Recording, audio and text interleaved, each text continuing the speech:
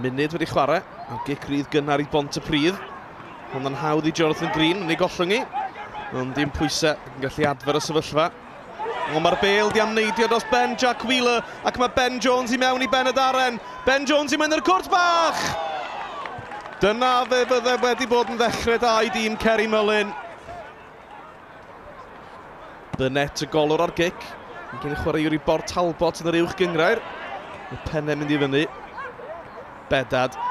Penna'r bach deallus I Smith. Gibbons i'r amddiffynwr. Smith. Smith yn dyfal barhau ar croesiad at Gullig. A Green yn arbed. Y brodyr brod Dominic Adaren yw cyd-reolwyr Pontypridd. Lloyd. Yn erbyn Hillman y capten. Lloyd. Yn ail gasglu ac yn croesi. I mewn â hir cwrt. Williams I yno. Amser I reoli. Ma'n gwlffin o ddyn. Y bas ar draws! A Chris Colvin Owens sgoriodd hat-trick yn y rownd ddiwethaf erbyn Cyffordd Llandudno yn rhoi Penydaren ar y blaen. Y tîm o bumed haen pêl-droed Cymru ar y blaen yng Nghwpan Cymru. Fe wnaeth Williams yn wych a Colvin Owens yn rhwydo. Aidan Lewis yn ei hennill yng nghanol cae. Y bast obeithiol dros Ben Pike. Mae'r golwr yn dod allan. O, mae Hill di hennill I hefyd. James Hill yn gry. Ar ergyd! A dim ond 2 funud a hanner barodd y fantes I Benydaren. Mae Pontypridd yn gyfartal.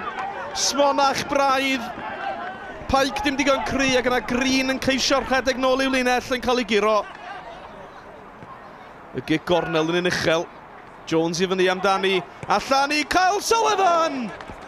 Mae Penydaren dal yn y gêm yma, dim amheuaeth am hynny. Jones, na'r cae yma yn mynd yn drymach ac yn drymach wrth y funud. Amser gan Lloyd I fesur y croesiad at y smotin gwyn. Jones. Mewn at Williams. Williams yn ceisio troi. O, be mae Burnett yn dweud wedwch. Williams at y postyn pella. A ffyniad Owens heibio'r nod. Mae yna pelion gic o'r smotin. Ond oedd na fawr yn ddim I beth bynnag.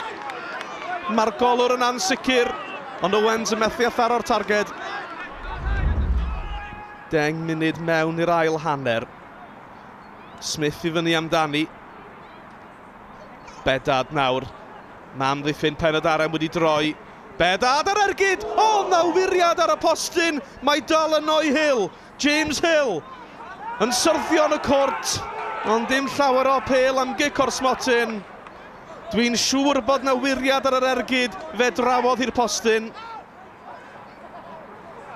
Mae yna 2 gyngrair rhwng y tîm yma. Penydaren yn y bumed haen, Pontypridd yn y drydedd, ond mae'n edrych yn dda I dîm cyfartal yma heddiw. Jones yn curo'i ddyn I mewn at Williams yn camreoli, ond yna'r croesiad, Owens!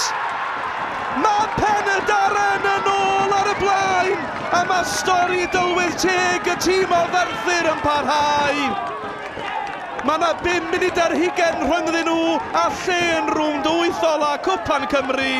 Oedd hi'n edrych fel bod y cyfle di mynd, ond am groesiad gan Williams ac Owens eto yw'r arwr. Mynydd o gic lawr cae gan Green. Amddiffyn Ponty gadlyd I adlanu. Mae Jones I mewn. Yr arbediad mae ono eto. Arbediad arall. Williams heibio'r postyn.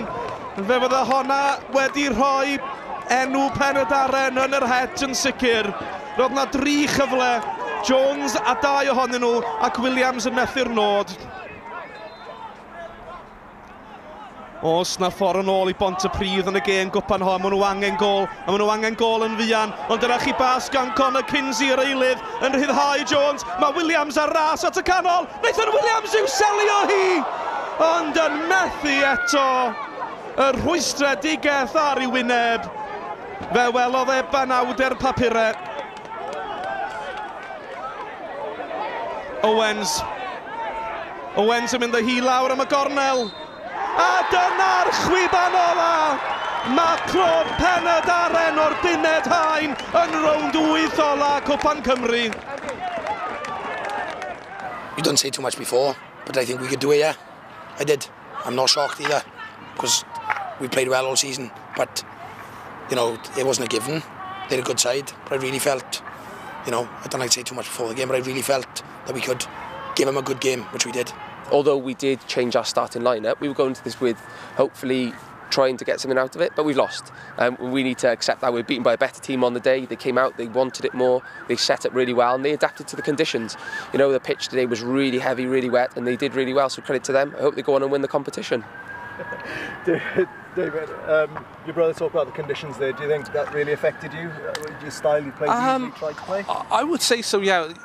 Recently we've played a lot of home games, you know, on a great pitch. They do a great job here of getting that pitch, you know, in tip-top condition. But I think today, you know, with the amount of rainfall, the amount it cut up as well, it really, I think, went into Penydaren's hands in how they approach the game, their passion, their enthusiasm.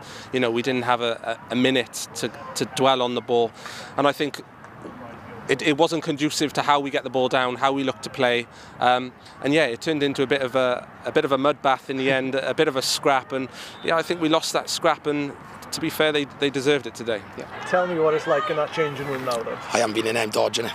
I leave them have the little blowout now, but it'll be, the last round was a big party, so I'd imagine it'll be the same tonight. We'll get back to Merthyr and they'll still be here when the birds are tweeting.